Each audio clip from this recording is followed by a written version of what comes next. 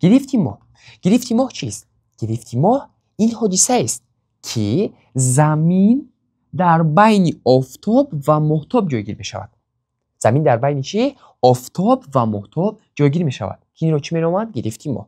و گرفتی ماه تقریبا 1 ساعت و 48 دقیقه دوام می کند. تا همین مدتی وقت می تواند کمتر دوام کند، اما از این زیاد دوام کرده نمی تواند. یعنی که 1 ساعت و 48 دقیقه. و در این حالت رنگ ماه چگونه می شود؟ سرخ سیاه‌تاب. سرخی سیاه‌تاب.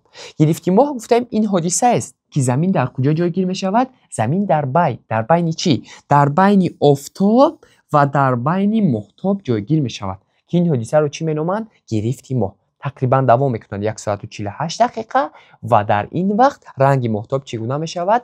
سرخی سیاه‌تاب. بیاید اکنون ببینیم حادثه گرفتی ماه. گرفتی ماه در گرد زمین دور میزند. زمین باشد در گرد آفتاب و ماه در 24 ساعت میتواند که در گرد زمین چیکار کند؟ دور زند. و وقتی که ماهتاب در پشت زمین پیدا می شود، در پشت زمین، این حادثه رو چی می نامند؟ گرفتی ماهتاب. که در این وقت رنگ آن چی می شود؟ سرخ سیاه‌تاب. نگاه کنید، در اینجا ما میبینیم که چطور ماهتاب در گرد زمین دور میزند و در این وقت رنگ اون چی میشود؟ سرخ سیاه‌تاب. وقتی که در پشت زمین ماهتاب پیدا میشود، در این وقت این حادثه رو چی مینامند؟ گرفتی ماهتاب.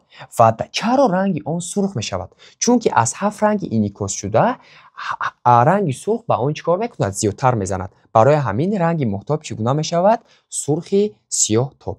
که این حادثه رو چی مینامند؟ گرفتی ماهتاب. و گرفتی ماهتاب تقریبا دوام میکند چند؟ 1 ساعت و 48 دقیقه.